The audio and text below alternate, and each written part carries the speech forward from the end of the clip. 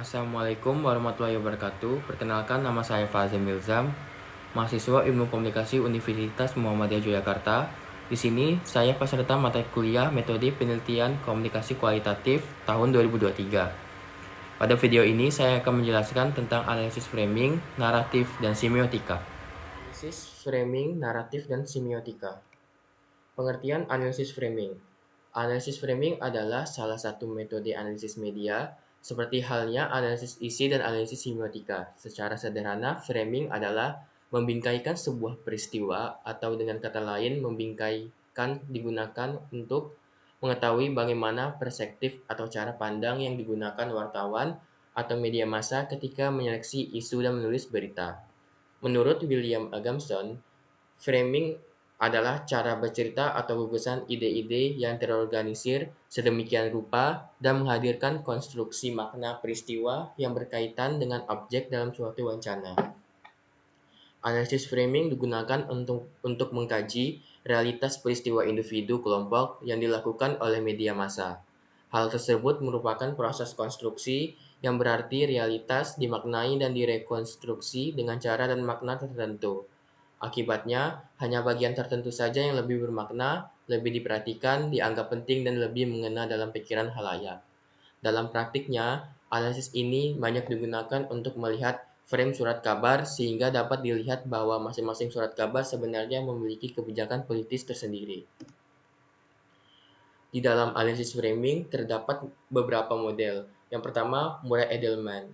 Edelman mensejajarkan framing untuk kategorisasi pemakaian perspektif tertentu dengan pemakaian kata-kata yang tertentu pula dapat menandakan bagaimana fakta atau realitas dipahami. Yang kedua, Robert and Edman. Konsep framing oleh Edman digunakan untuk menggambarkan bagian seleksi dan menonjolkan aspek tertentu dari realitas yang dibangun oleh media massa. Yang ketiga, William A. Gamson. Menurut Gamson, wacana media dalam framing adalah elemen yang penting untuk memahami dan mengerti gagasan umum yang mengembangkan atas suatu isu atau peristiwa. Yang keempat, Zhongdang Pan dan Gerald M. Kosinski.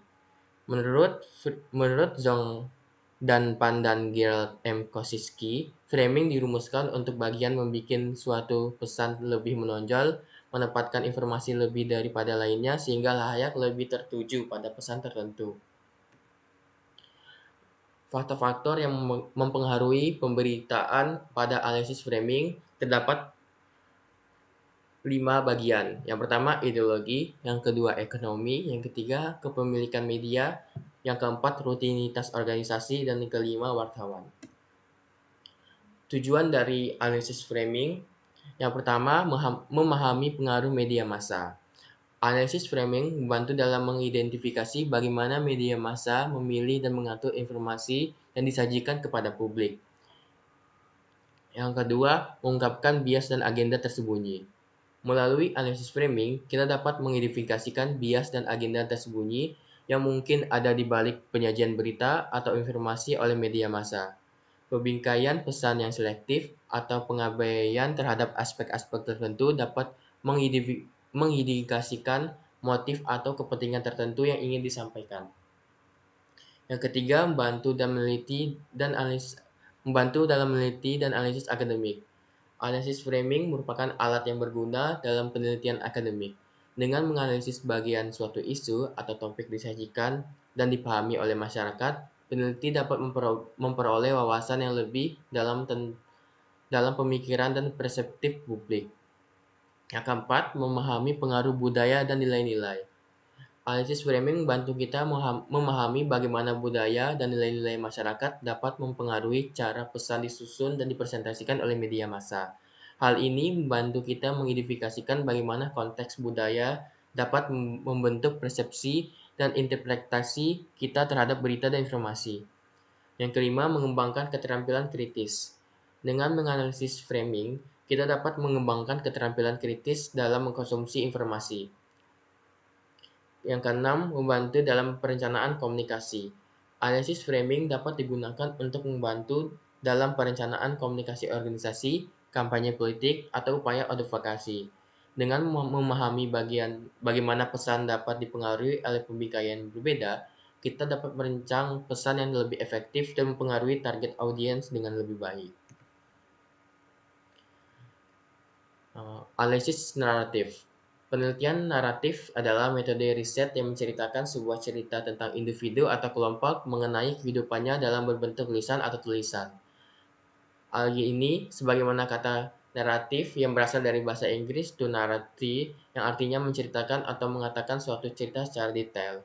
Pada desain penelitian naratif, penelitian berupaya untuk mendeskripsikan kehidupan individu. Penelitian mengumpulkan mengatakan cerita tentang kehidupan individu dan menuliskan cerita atau riwayat pengalaman individu tertentu. Pengertian analisis naratif menurut para ahli. Yang pertama, Cialdini. Penelitian naratif menurut Cialdini, penelitian naratif ialah laporan bersifat narasi yang menceritakan urutan peristiwa secara terperinci. Pada desain penelitian naratif, penelitian berupaya untuk menggambarkan kehidupan individu, mengumpulkan cerita tentang kehidupan orang-orang, dan menuliskan cerita tentang pengalaman individu. Menurut James Schreiber dan Kimberly Ansner-Self, penelitian naratif ialah studi tentang kehidupan individu seperti yang diceritakan melalui kisah-kisah pengalaman mereka, termasuk diskusi tentang makna pengalaman-pengalaman bagi individu. Yang ketiga, menurut Charles Well, penelitian naratif merupakan suatu bentuk khas dari penelitian kualitatif, biasanya berfokus pada studi satu orang atau individu tunggal dan bagaimana individu itu memberikan makna terhadap pengalamannya melalui cerita-cerita yang disampaikan. Pengumpulan data dapat dilakukan dengan cara mengumpul cerita. Struktur naratif. Struktur naratif merupakan kekuatan dari riset kualitatif. Tekniknya merupakan dalam bentuk storytelling, di mana cara penguraian yang mengabulkan batas-batas fiksi, jurnalisme, dan laporan akademis. Bentuk penelitian naratif terdapat dua bagian. Yang pertama menggunakan pendekatan kronologis seperti menguraikan peristiwa demi peristiwa dibentangkan secara perlahan mengikuti proses waktu. Ketika menjelaskan subjek, studi mengenai budaya saling berbagi di dalam kelompok, narasi kehidupan seseorang, atau evolusi sebuah program atau sebuah organisasi. Yang kedua, menyempitkan dan memfokuskan pembahasan. Laporan juga bisa seperti mendeskripsian berbagai kejadian berdasarkan tema-tema atau perspektif tertentu. Gaya naratif dari studi kualitatif bisa juga mengerangkangkan sosial tipikal keseharian kehidupan seseorang dari sosok individu atau kelompok.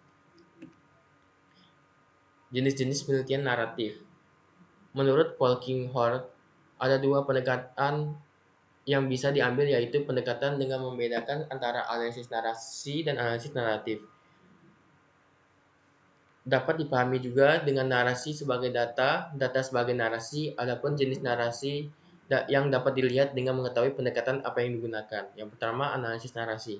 Analisis narasi adalah sebuah paradigma dengan cara berpikir untuk membuat deskripsi tema yang tertulis dalam cerita atau taksonomi. Yang kedua, analisis naratif. Analisis naratif adalah sebuah paradigma dengan mengumpulkan deskripsi peristiwa atau kejadian dan kemudian menyusunnya menjadi cerita dan menggunakan alur cerita. Tujuan analisis naratif adalah untuk memahami dan menggali makna dalam cerita atau narasi yang diungkapkan oleh partisipan peneliti. Analisis naratif berfokus pada pengungkapan pengalaman, persepsi, dan pemahaman individu tentang suatu fenomena atau peristiwa. Pengertian analisis semiotika. Semiotika adalah sebuah metode yang diperkenalkan oleh Ferdinand de Saussure untuk memaknai tanda bahasa. Pemikiran ini kemudian dikembangkan oleh Roland Barthes untuk mengkaji tentang mitos dari tanda sign melalui two-order signification. Selain itu, kita mengenal konsep Peirce dan model triage.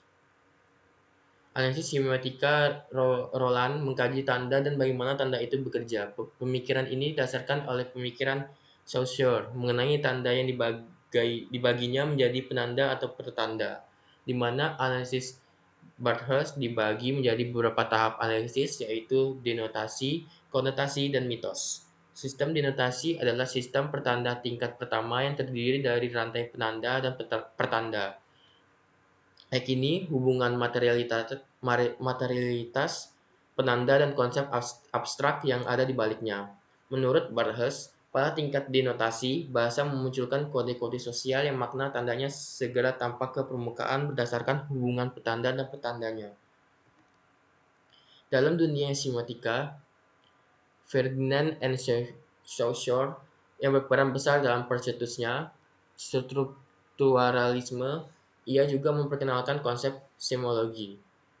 Berpijak dari pendapatannya tentang language yang merupakan sistem tanda yang mengungkapkan gagasan ada pula sistem tanda alfabet bagi tunawicara, simbol-simbol dalam upacara ritual, tanda dalam bidang militer.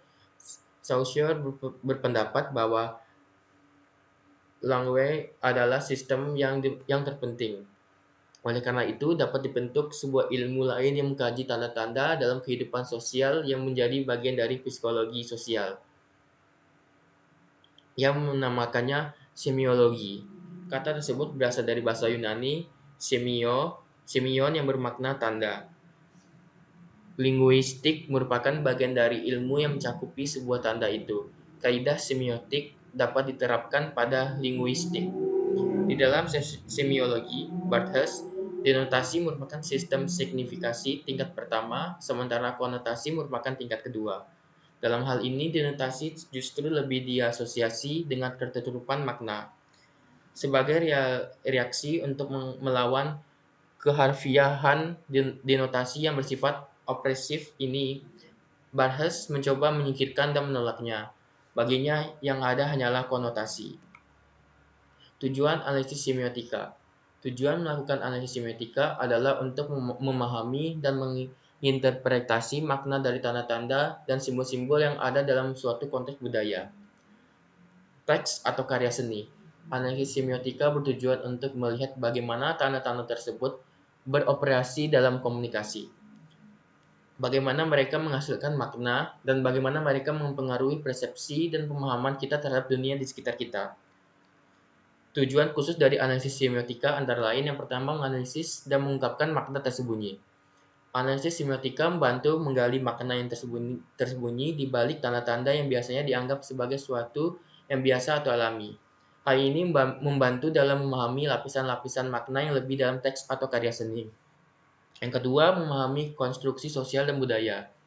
Analisis semiotika membantu memahami bagaimana konsep sosial dan budaya dikonstruksi melalui penggunaan tanda-tanda dan simbol-simbol dalam komunikasi. Yang ketiga, mengungkapkan ideologi dari narasi yang terkandung dalam teks. Analisis semiotika dapat membantu mengungkapkan ideologi yang mendasari teks atau karya seni, serta narasi yang dibangun melalui pengguna tanda-tanda dan simbol-simbol tertentu. Hal ini membantu dalam menganalisis bagaimana pesan-pesan tertentu disampaikan dan diterima oleh audiens. Yang keempat, menganalisis dan menginterpretasi karya seni. Analisis semiotika digunakan untuk menganalisis karya seni seperti film, sastra, seni visual, dan media lainnya. Tujuannya untuk memahami bagaimana elemen-elemen artistik dalam karya seni tersebut membentuk makna dan pengalaman. Analisis semiotika terdapat beberapa jenis.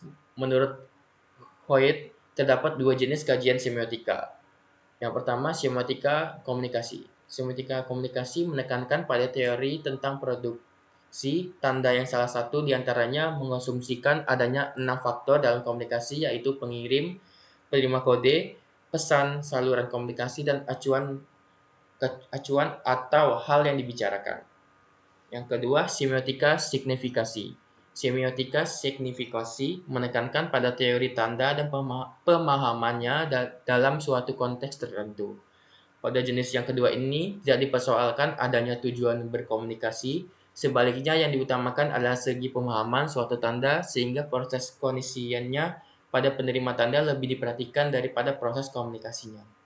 Sekian dari penjelasan mengenai analisis framing, naratif, dan semiotika. Apabila ada kesalahan, mohon dimaafkan. Wassalamualaikum warahmatullahi wabarakatuh.